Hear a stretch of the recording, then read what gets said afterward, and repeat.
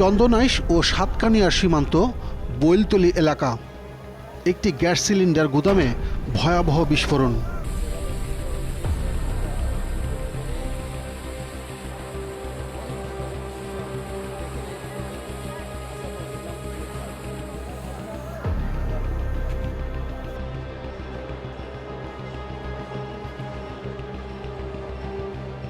মৃত্যুর সাথে পাঞ্জা লড়ে মারা গেলেন মালিকসহ 7 জন।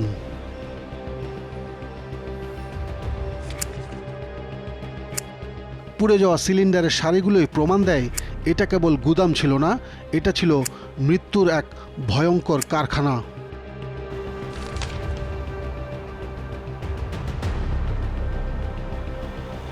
ছয় মাস আগে ইনভেস্টিগেশন 360 ডিগ্রির 400তম পর্বে আমরা তেমনই একটি ভয়ঙ্কর কারখানার উন্মোচন করেছিলাম, যেখানে সরকারি এলপি গ্যাস অবৈধভাবে জীবনের চরম ঝুঁকি নিয়ে বেসরকারি সিলিন্ডারে ভরা হচ্ছিল। 690 টাকার গ্যাস মুহূর্তেই হয়ে যেত 1400 টাকা। কি গ্যাস করতেছেন? ওইটা ফিলিং করতেছেন, মানে এটা কি গ্যাস? এলপি সরকারি গ্যাস। জি। আর ওটাও সরকারি, এটা প্রাইভেট। গোডাউনটা কার? গোডাউনে যে আমাদের কোম্পানি আছে। নাম কি? সুমন।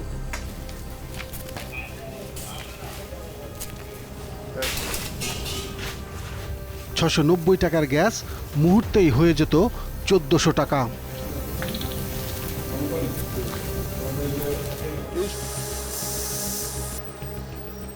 আমাদের অনুসন্ধানের পর এই অবৈধ ব্যবসা ঠেকাতে সরকারি গ্যাসের মূল্য বাড়িয়ে করা হয় 825 টাকা, কিন্তু তাতেও থামেনি ক্রস ফিলিং নামের এই বিপজ্জনক লুকোচুরি।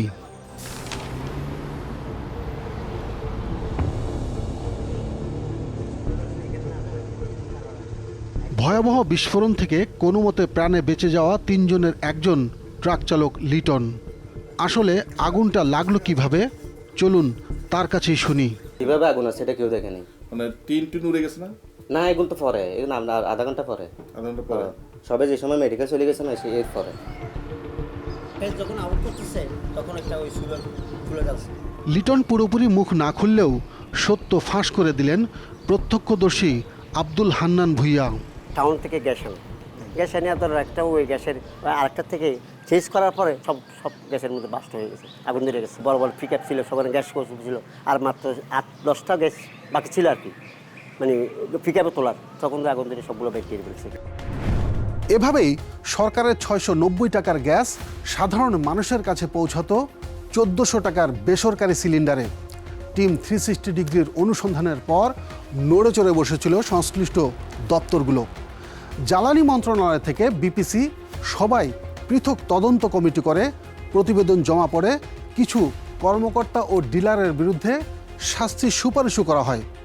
দুদক, বিপিসি এবং বিস্ফোরক অধিদপ্তর অভিযানও চালিয়েছিল, কিন্তু এত কিছুর পরও অসাধু ব্যবসায়ীরা থামেনি। চন্দনাইশের এই বিস্ফোরণই তার জ্বলন্ত প্রমাণ। কিন্তু কেন এত হইচইয়ের পরও সাধারণ মানুষ এখনও এলপি গ্যাসের প্রকৃত সুফল পাচ্ছে না? নিশ্চয়ই আপনাদের রাহেলার কথা মনে আছে। 6 মাস আগেও যিনি খড়ির চুলায় রান্না করতেন।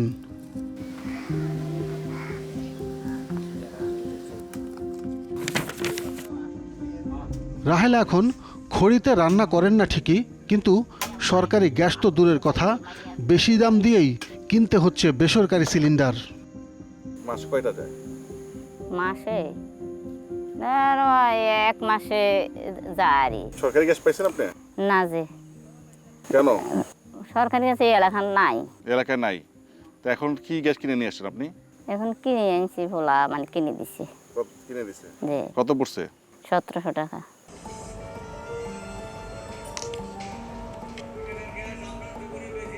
আমাদের অনুসন্ধানের পরই দেশের বেশিরভাগ মানুষ প্রথম জানতে পারে সরকারি এলপি গ্যাসের দাম মাত্র 690 টাকা। চায়ের দোকান থেকে সোশ্যাল মিডিয়া পর্যন্ত ঝড় ওঠে এই আলোচনা নিয়ে।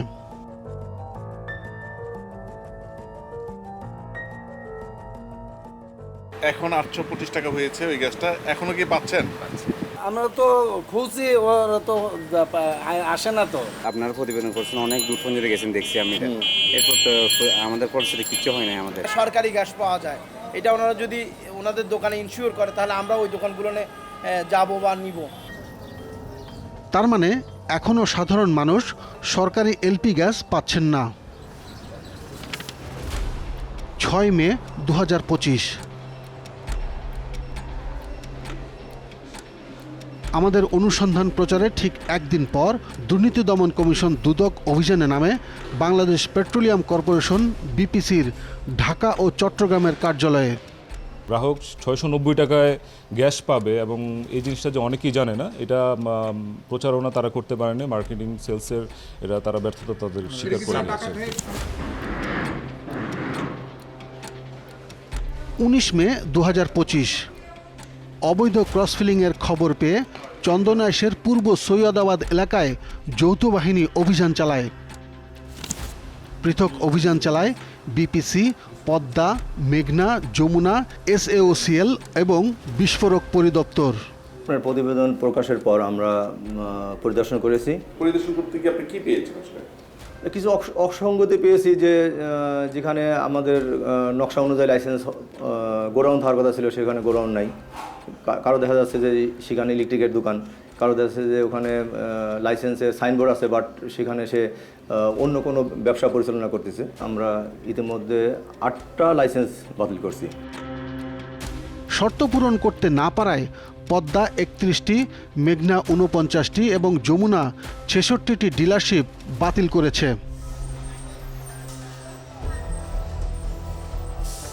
কিন্তু একজন ব্যতিক্রম। 4 মাস আগে বিস্ফোরক লাইসেন্স বাতিল হয়ে গেলেও তিনি এখনও পদ্মা, মেঘনা ও যমুনা থেকে সরকারি এলপি গ্যাস তুলছেন বিনা বাধায়। নাম শহীদুল আলম সুমন, যিনি নিয়মিত যোগাযোগ রাখতেন এলপি গ্যাস লিমিটেডের ব্যবস্থাপনা পরিচালক ইউসুফ হোসেন ভুইয়ার সাথে। সুমন এন্টারপ্রাইজের গোডাউনে যাওয়া হয়, সেখানে দেখছি এটা ইলেকট্রিকের দোকান হওয়াতে তার লাইসেন্সটা আমরা বাতিল করে দিই। এত অভিযানের ভেতর দিয়ে সুমন এখনও সরকারি এলপি গ্যাস তুলছেন কিভাবে?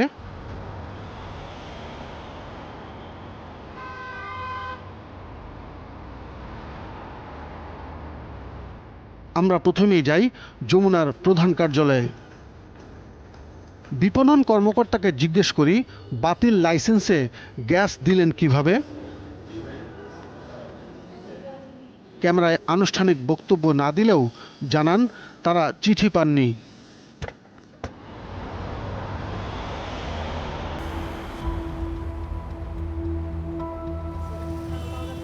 একই প্রশ্ন নিয়ে মেঘনা অফিসে, সেখানেও একই উত্তর, তারাও সুমনের লাইসেন্স বাতিল হওয়ার চিঠি পাননি।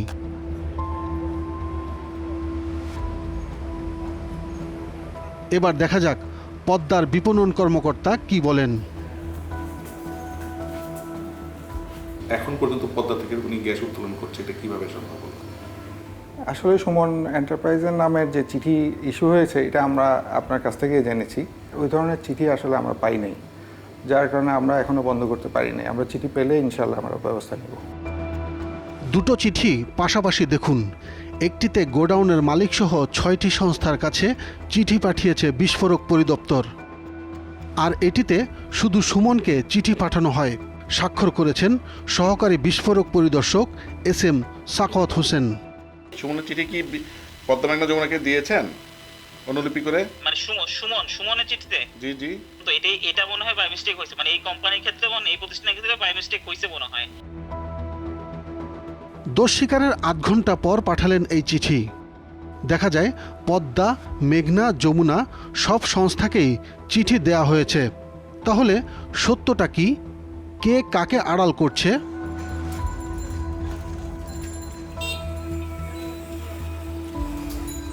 আমাদের আসার খবর পেয়ে সুমন শহর ছেড়ে পালিয়েছেন।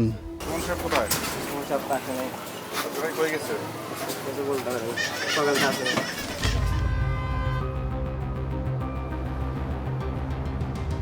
বারিক বিল্ডিং মোড়ের আলী অ্যান্ড সন্সের কথা মনে করুন। পেছন থেকে অনুসরণ করা ট্রাকটি যেখানে এসে থেমেছিল।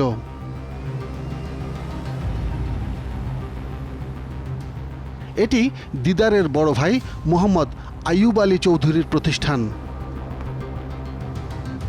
যে দিদার 400তম পর্বের আমাদের অনেক প্রশ্নের জবাব দিতে পারেননি। মাল বিক্রি হচ্ছে প্রায় 800 টাকা। এটা তো আপনি পারেন না। আপনি আমার মাল দিচ্ছেন সারা মাসে 25টা। আপনার নাম আপনি সারেন্ডার করেন। হ্যাঁ সারেন্ডার করেন। আমি সারেন্ডার ভাই বাদ ভিক্ষা করবো ভাই। 6 মাস পর আবার সেই আলী অ্যান্ড সন্সে আমরা। বিপিসির ভ্রাম্যমাণ আদালত এই প্রতিষ্ঠান বন্ধ করে দিয়েছিল। পদ্মা মেঘনা যমুনাকে গ্যাস সরবরাহ না করতে নির্দেশ দেওয়া হয়। লাইসেন্স বাতিলেরও সুপারিশ ছিল। আজকে 1 2 3 4 5 6 7 8 9 10 কত টাকা তুলছেন? এটা মনে হয় যমুনা নইলে মেঘনা, দুইটাতে আমরা আছি, আর কোনোটা করতে না। কিন্তু দেখা গেল সব কিছুই বিপরীত। আমরা কথা বলি বিপিসির ডিলার আইয়ুব আলী চৌধুরীর সাথে। ভ্রাম্যমাণ আদালত আসছিল। হ্যাঁ জি। বন্ধ রাখার জন্য বলছিল না এটা? এটা তো বন্ধ রাখার জন্য বলছে, এটা বিসিসি ইয়া করে দিয়েছে না, আমাদের ওপেন করে দিয়েছে না। সরকারি মাল কালকে রাতে 10টা ঢুকছে আপনার এখানে। হ্যাঁ তো কি 10-এ কি হয়েছে এটা? না এটা তো বরাদ্দ ছিল না, মানে কার মাল নিয়ে আসলে? বরাদ্দ ছিল না, ছিল এটা আপনি কে এটা আপনার বলার কে আছে? আপনি আমার কাগজপত্র সব কিছু আপ টু ডেট আছে। আমি বিপিসি চেয়ারম্যান মহোদয়ের সাথে দেখা করছি, ইয়ার সাথে করছি, ওনাকে বুঝাইছি, বোঝানোর পরে সে আমাকে লিখিতভাবে এটা কোম্পানিকে অর্ডার দিয়েছে। বিপিসির চেয়ারম্যান কেন আবার প্রতিষ্ঠানটি খুলে চালানোর অনুমতি দিলেন? এইটা তো একেবারে সর্বৈব মিথ্যা কথা। এই ধরনের নাম তো জানিই না, যে কোনো এই ধরনের ডিলার আমার সাথে দেখা করার সুযোগ নেই, আসেওনি। আর যে ভদ্রলোক দাবি করেছে আমি জানি না সে কে, মানে প্রশ্নই আসে না, একেবারেই মানে অবান্তর কথা। তিনি পুরোপুরি অস্বীকার করলেন, অর্থাৎ বিপিসির চেয়ারম্যান প্রতিষ্ঠান খোলা বা এলপি গ্যাস সরবরাহের কোনো অনুমতি দেননি। এতেই বোঝা যায় ডিলাররা আরও কতটা বেপরোয়া। আরও বেশ কিছু চাঞ্চল্যকর তথ্য তুলে ধরব আপনাদের সামনে, তবে ছোট্ট একটি বিরতির পর।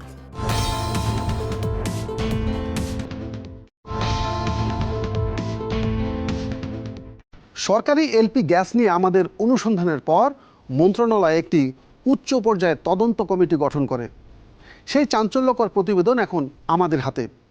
তদন্ত কমিটির 9টি সুপারিশকে 3টি ভাগে ভাগ করা যায়। 1, দুর্নীতিবাজদের চিহ্নিত করে শাস্তির আওতায় আনা। 2, পুরনো নীতি ও ব্যবস্থাপনার সংস্কার করা। 3, জনগণের নিরাপত্তা নিশ্চিত ও ন্যায্য মূল্যে গ্যাস পৌঁছে দেওয়া। কিন্তু সুপারিশগুলো কতটা বাস্তবায়ন হলো চলুন দেখে আসি।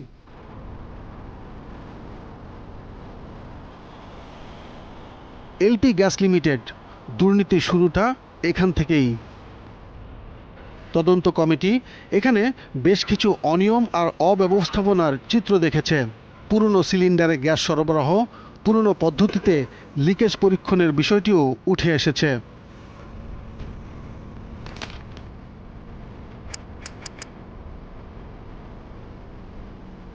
ডিলার সুমনের সাথে নিয়মিত যোগাযোগ এবং রাতের অন্ধকারে প্রতিবেদকের সাথে দেখা করার বিষয়টি তদন্ত কমিটিকে ব্যাখ্যা দিতে পারেননি ব্যবস্থাপনা পরিচালক মোহাম্মদ ইউসুফ হোসেন ভূঁইয়া।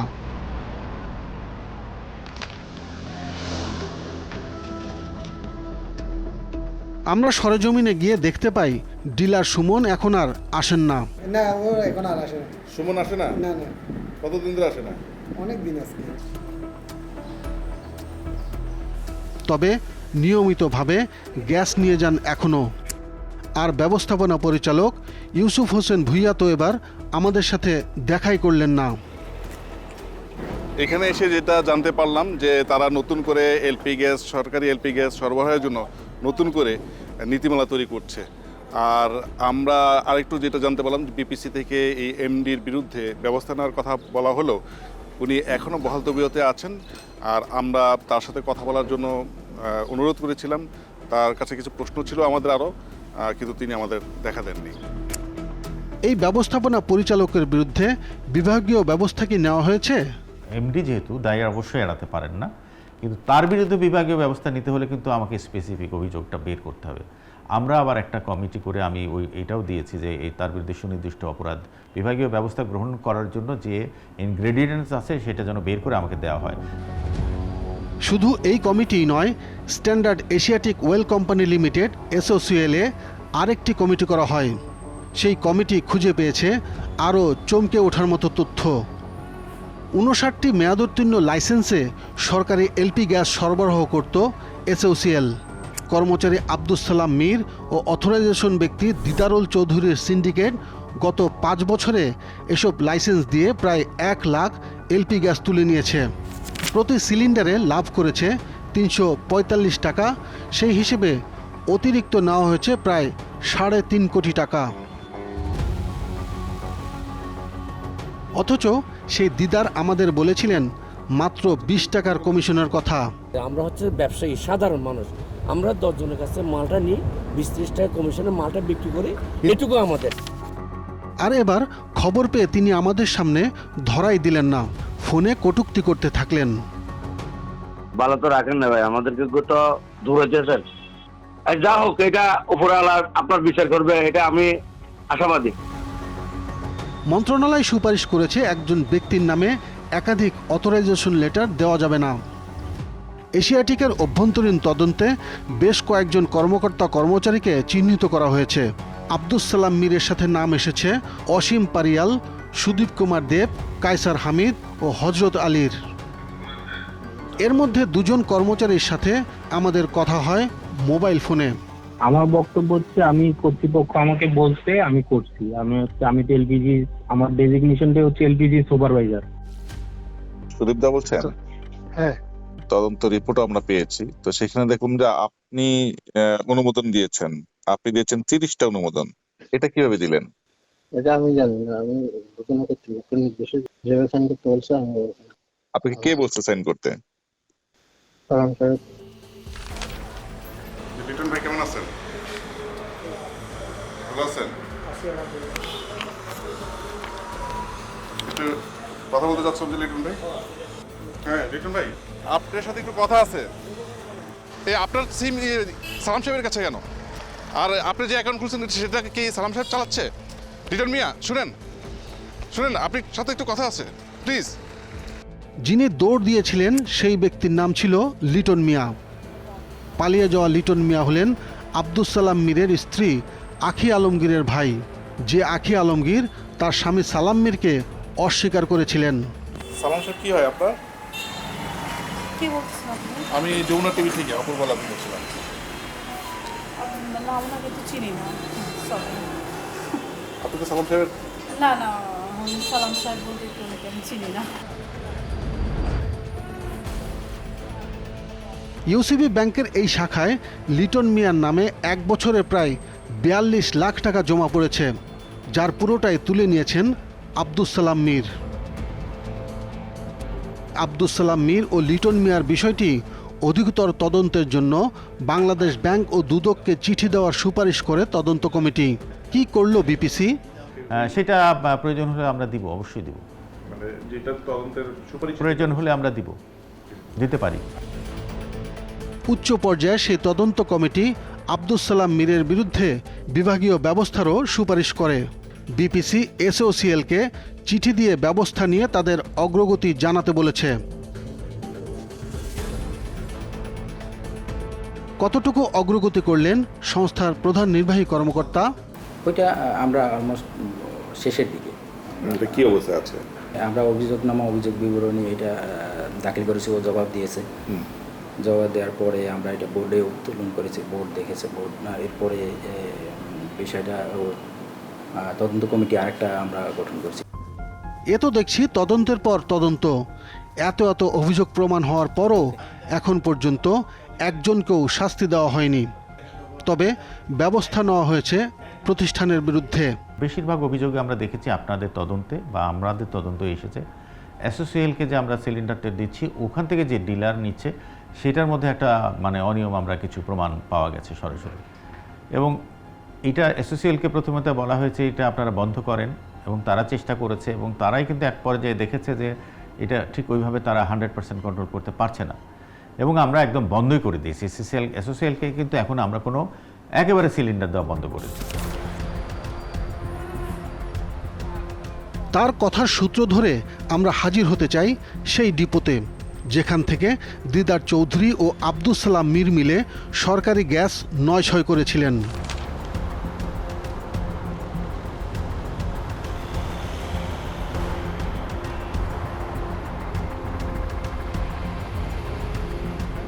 এখান থেকেই গতবার যখন আসছিলাম তো আমরা দেখছিলাম যে ডিলাররা এইখান থেকেই গ্যাসের বোতল সংগ্রহ করতেন এবং তাদের ডিপোতে নিয়ে যেতেন। আজকে এসে আমরা এটা পুরোটা অন্যরকম চিত্র দেখতে পাচ্ছি। কোনো ট্রাক নাই, ডিলার নাই, কোনো কিছু নেই। আমরা যে কিছু বোতল দেখতে পাচ্ছি এগুলো কাদের? এই সিলিন্ডারগুলো কাদের? ও সিলিন্ডারগুলো হলো এশিয়ার। এশিয়ার দিচ্ছে না কেউ? না নেই তো, মানে কি জানি সমস্যার জন্য। সমস্যা কতদিন ধরে? এই পরে তো 2 মাসের মতো। 2 মাসের মতো। গত 6 আগস্ট বিপিসি একটা চিঠি দিয়ে এলপিজি লিমিটেডকে বলেছে যে এসওসিএলকে গ্যাস সরবরাহ না করার জন্য। কারণ হচ্ছে যে এসওসিএল এর আগে আমরা দেখেছি যে একজনের গ্যাস আরেকজনকে দিয়ে দিচ্ছে এবং সেই জিনিস আমরা প্রমাণ করতে পেরেছিলাম। আজকে এসে দেখছি যে তাদের এই যে জায়গাটা ছিল গ্যাস ডিপোর জায়গাটি সেটি সম্পূর্ণ খালি, এখানে কোনো ট্রাক নেই, ডিলার নাই এবং শুধু জায়গাটি পড়ে আছে। আব্দুস সালাম মীরের সাথে কথা বলা দরকার, সেজন্য হাজির হলাম তার কার্যালয়ে। আপনাদের যে এখানে আব্দুস সালাম মীর সাহেব আছেন না? আব্দুস সালাম মীর উনি তো ইয়াতে কোথায়? এসপিএম কোথায়? মহেশখালী। আমরা যখন চট্টগ্রামে তখনই খবর আসে দুদক ডেকেছে আব্দুস সালাম মীরকে। কেন ডেকেছে একটু জানা যাক। 784 টাকার এলপিজি গ্যাস 1450 টাকায় সিন্ডিকেটের মাধ্যমে বিক্রির অভিযোগে দুজনকে জিজ্ঞাসাবাদ করা হয়েছে। বিষয়টি অনুসন্ধান শেষে আইন অনুযায়ী পরবর্তী ব্যবস্থা নেবে কমিশন। তবে আমাদের আরেকটি দল অপেক্ষা করছে আব্দুস সালাম মীরের সাথে সরাসরি কথা বলার জন্য। জিজ্ঞাসাবাদ শেষ হওয়ার 2 ঘন্টা পরও তার বের হওয়ার খবর নেই। তিনি আমাদের ওপর নজর রাখছিলেন আর আমরা তার ওপর। হঠাৎ বের হলেন মুখটা ঢেকে। ভাই আপনার সাথে একটু কথা ছিল আপনার সাথে আপনার ব্যাপারে যে আপনার সাথে একটা কথা ছিল। আপনার সাথে একটা কথা ছিল। আমি আসছি না আপনার সাথে কি জিজ্ঞাসাবাদ করছেন? কোনো কথা না, কোনো কথা না। সরকারের যে গ্যাস সেটি কি আপনি অবৈধভাবে দিলেন? আপনি আমাকে ধরেন কেন? একটু কথা বলেন। আপনি সরকারের বৈধ আপনি বক্তব্যটা কি বলেন? দাঁড়ান একটু কথা বলে যান না। কি হয়েছে বলেন না, সমস্যা নেই, বলেন। হ্যাঁ বলেন কি হয়েছে, বলেন।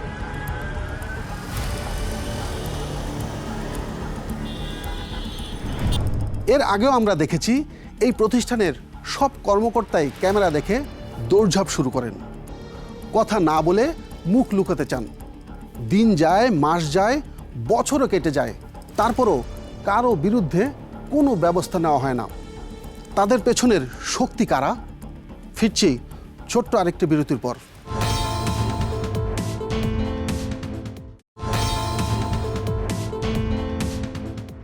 গ্যাসের দাম 690 থেকে 825 টাকা করেও কোনো ফলাফল এখনও আসেনি। ডিলারদের দাবি দাম বাড়ালেও তাদের লাভ হয়নি। কমিশন আর ভাড়া বাবদ সেই 45 টাকাই।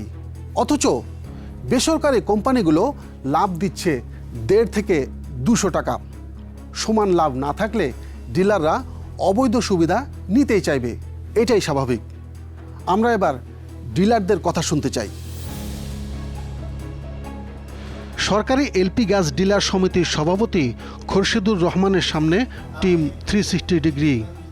এটা কখন করছে? এটা করছে 80-র দশকে। 21 টাকা। 21 টাকা। এটা আর কোনো পরিবর্তন হয় নাই। এখন প্রাইভেট সেক্টরে যে গ্যাস আছে, আপনি এক দেশে দুই আইন, এটা এখানে পাবেন। আপনি প্রাইভেট সেক্টরে ওই আপনার ওদের কমিশন পরিবহন খরচ 200 টাকা, আরও আছে প্রণোদনা। আমার এখানে তো কিচ্ছু নাই, আমার এখানে কিচ্ছু নাই। আমার এখানে পুরানো লক্ষ্যযোগ্যর বোতল আছে, লিকেজ বোতল আছে। কমিশনের বিষয়টা না হয় যৌক্তিক, কিন্তু তিনি আমাদের কোন যুক্তিতে সাংবাদিকতার জ্ঞান দিচ্ছেন? সিন্ডিকেটে তো 10 জন যদি ব্যবসায়ী থাকে, 10 জন অফিসার আছে, ওগুলো খুঁজে বাইর করতেছেন না কেন আপনি 10 জনের জন্য না, আপনি 10 জনের জন্য 20,000 আপনি 5,000 মানুষকে কষ্ট দিচ্ছেন কেন? পরিবার পরিজন এখন আতঙ্কে আছে। আপনি ইনকোয়ারির নাম দিয়া এই যেগুলো শুরু করছেন, আমরা বারবার আজকে মেয়রের কাছে আমি ডাইরেক্টর মার্কেটিং সাহেবকে বলছি, আমাদের কাজ তো আন্দোলন করা না রে ভাই, আমাদের কাজ তো ব্যবসা করা। সামনে ভোট, আপনি কোন নৈরাজ্য সৃষ্টি করার জন্য কার সাথে কথা বলে, নাকি বিভিন্ন সরকার বিরোধী মানুষের সাথে কথা বলে এগুলো করতেছেন? আমি তো বুঝতেছি না। আমাদের অনুসন্ধানী প্রতিবেদনকে বলা হচ্ছে রাজনৈতিক চক্রান্ত, অথচ ডিলারদের শক্তিশালী চক্র এখনও সক্রিয়। তা না হলে চন্দনাইশের এমন ঘটনায় 7 জনকে প্রাণ দিতে হতো না। এখনও দিদার, সুমন, আজিজ, মঞ্জুর অথরাইজেশনে সরকারি এলপি গ্যাস তুলে পাঠিয়ে দিচ্ছেন যারা ক্রস ফিলিং করে তাদের কাছে, অর্থাৎ যারা জীবনের ঝুঁকি নিয়ে সরকারি এলপি গ্যাস বোতল থেকে বেসরকারি বোতলে ট্রান্সফার করে দাম বাড়িয়ে দেয়। ক্রস ফিলিংয়ে অভিযুক্তরা হলেন হালিশহরের তসলিম, ইপিজেডের খোকন, মাইজ্জারটেকের বাপ্পি, অক্সিজেনের মানিক, চন্দনাইশের আবু সাদেক শিবলু, টিপু, করিম, সদরঘাটের সুলাইমান সহ আরও অনেকে। তাদের কয়েকজনের সাথে মোবাইল ফোনে যোগাযোগের চেষ্টা। টিপু ভাই বলছিলেন? জি, আমাদের কাছে একটা লিস্ট আছে, ওইখানে আপনার নাম আছে, যেটা আপনি ক্রস ফিলিং করেন আপনারা। না না, আমি ব্যবসা বন্ধ করে দিয়েছি অনেক আগে। একটা ছোট দোকান আছে, এখান থেকে কয়েকটা খুচরা গ্যাস বিক্রি করে। ক্রস ফিলিং এর বিষয় ভাই, এটা আমি আজকে থেকে আরো আপনার প্রায় 8-9 মাস আগে, তাও আমাকে একজন পার্টনার বেরিয়েছিল আর কি, বুঝছেন? আমি তখন করছিলাম 8-9 মাস ধরে আমি মানে এইটার থেকে মানে বিরত।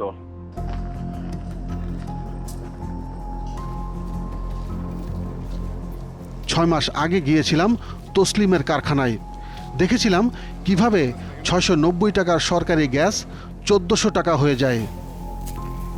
1টা 2টা 3টা 4টা 5টা 6টা 7টা 8টা 9টা 10টা প্রতিদিন কয়টা করে গ্যাস বিক্রি করেন?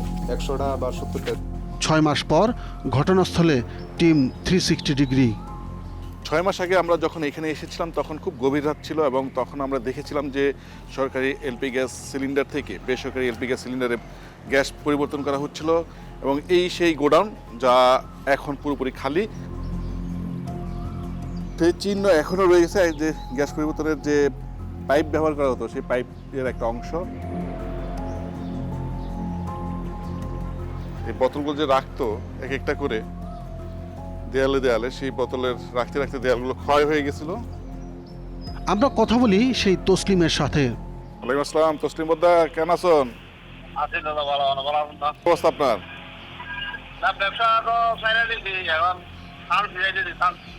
ব্যবসা ছেড়ে দিচ্ছেন? তবে আমাদের কাছে খবর আছে তিনি এখনো ক্রস ফিলিংয়ে জড়িত, শুধু জায়গাটা বদলিয়েছেন। সরকারি গ্যাস কিভাবে বেসরকারি সিলিন্ডারে বিক্রি হয় এবার সেটা দেখতে চাই। বিভিন্ন ব্র্যান্ডের মাল। আচ্ছা, এটা কি ওমেরার? আমাদের হাতে আসা তালিকার সূত্র ধরে আমরা হাজির হই এই দোকানে। হরেক কোম্পানির গ্যাস বিক্রি করেন তিনি। কোথা থেকে কার কাছ থেকে গ্যাস এনেছেন একটু যাচাই করতে চাইলাম। আপনাদের এগুলো সিরিয়াস আছে, রসিদ আছে? দেখি দেখি। 12টা, 20টা, 15টা, 15, 10টা। এনএন এন্টারপ্রাইজ কে এটা? সদরঘাট। আচ্ছা ঠিক আছে, আমি তাদেরটা নিয়ে যাই। তাহলে আপনাকে দিচ্ছে কি না? আসলে কি তিনি এমএন এন্টারপ্রাইজ থেকে গ্যাস এনেছেন? চট্টগ্রামের চাকতাই থেকে চলে যাই সদরঘাটের এমএন এন্টারপ্রাইজে।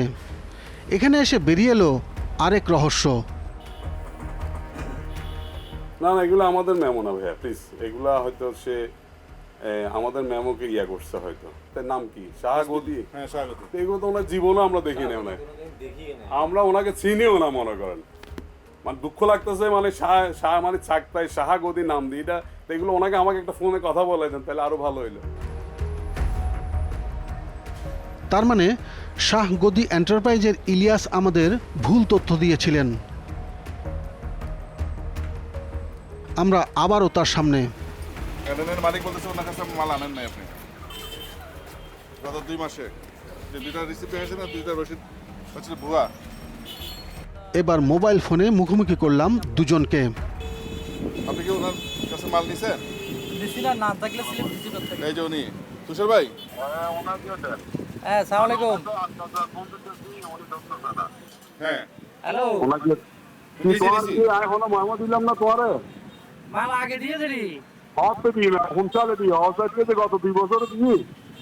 আচ্ছা দিয়ে তো, দিয়ে দে। না না না, তোমার না দিদি বেরকম তখন তো মুদিবা। তোমার মোহাম্মদ দিলে বানাই দেবে। মেমো কাটি বানাইছেন? তোমার মোহাম্মদ তো বানাই দিতে কই? ইলিয়াস এবার কি বলবেন? তার মানে আপনি অস্বীকার করতেছেন? মেমো সবাই দেয় না বললাম, মেমো সবাই দেয় না। বাইরে থেকে নিয়ে আসা। আপনারা কোনো সিন্ডিকেট কখনো কস্টিং মাল রাখেন নাই? রাখেন নাই, ঠিক তো? ঠিক। যেখান থেকে এসব দোকানে ক্রস ফিলিংয়ের সিলিন্ডার আসে, সেসব কারখানার একটি তথ্য এসেছে আমাদের কাছে। ইপিজেড এলাকার নারকেলতলায় খোকন নিয়মিত ক্রস ফিলিং করেন। এটি ঘনবসতি এলাকা।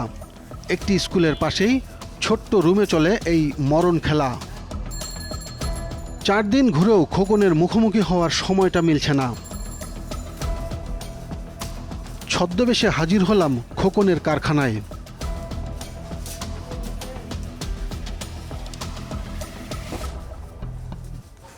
আপনি এগুলো কি করতেছেন? এই যে না মানে কি করতেছেন? এই সরকারি গ্যাস থেকে বেসরকারি গ্যাসে আপনি গ্যাস ভরতেছেন।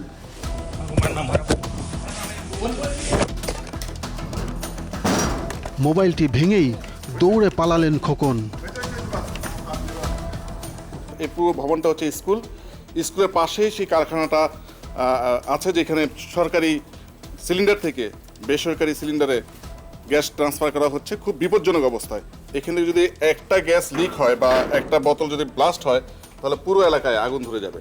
আমরা এর আগে দেখেছি চন্দননাইশে যে দুর্ঘটনা ঘটেছে, সেখানে 7 জন মারা গেছে। এইখান থেকে যদি কোনো দুর্ঘটনা ঘটে তাহলে বড় ধরনের ক্ষতি হবে। আশেপাশে অসংখ্য মানুষ বসবাস করে, এখানে সব হচ্ছে শ্রমিক শ্রেণীর লোকজন। আমরা যদি, আপনারা কি জানতেন এখানে যে এই কাজ হতো? জি না স্যার, আমরা এগুলা জানি না। তো আপনি কি জানতেন? না, জানতেন না। এখন কি দেখে কি মনে হচ্ছে? ওখান তো দেখলাম। ভাইয়া তো পাশের দোকানদার একদম, আপনি তো সবচেয়ে ঝুঁকিপূর্ণ অবস্থায় আছেন। হ্যাঁ অবশ্যই, আমি তো এখন তো দেখি তো তাই। এলপিজি নিয়ে যে বাজারে যে আমাদের সরকারি সিলিন্ডার বেশি দামে বিক্রি হয়, ক্রস ফিলিং হয়, এই জিনিসটা আমরা বন্ধ করার জন্যও কিন্তু প্রতিনিয়ত কাজ করছি। কোম্পানিগুলোকে নির্দেশনা দেওয়া হয়েছে যে তারা দেখবে যে বেশি দামে বিক্রি হচ্ছে কিনা, কার কাছে বিক্রি হচ্ছে। তো এগুলো কিন্তু আমরা একদম সুনির্দিষ্ট করে দফায় দফায় দিয়েছি। এই পর্যন্ত প্রায় 2000-এর বেশি সিলিন্ডার কিন্তু আমরা জব্দ করে ফেলেছি। এই যে 2000 সিলিন্ডার জব্দ, এটা কিন্তু মুখের কথা না, এটাও কিন্তু বেশ চ্যালেঞ্জিং কাজ। আমাদের ম্যাজিস্ট্রেটরা এটা করছে। তারপরেও ধরেন হয়তো কোথাও হচ্ছে, আমরা এটা কন্টিনিউ থাকবে। এত তদন্ত করেও যখন দুর্নীতিবাজদের শাস্তির মুখোমুখি করা না যায়, তখন এসব অবৈধ ব্যবসা চলতেই থাকবে। দাম বাড়িয়ে কিংবা কমিয়ে সরকারি গ্যাস ন্যায্য মূল্যে পৌঁছানো যাবে না গ্রাহকের কাছে। তবে এই সরকারি গ্যাস ঠিকই গ্রাহকের ঘরে চলে যাচ্ছে, কিন্তু বেসরকারি বোতলে, যা কিনতে হচ্ছে 1400 টাকায়। দর্শক, আপনাদের কাছে কোনো সুনির্দিষ্ট অভিযোগ থাকলে আমাদের জানাতে পারেন পর্দায় দেখানো মাধ্যমগুলোতে। তবে কথা কিন্তু একটাই, ভালো থাকবেন, ভালো রাখবেন।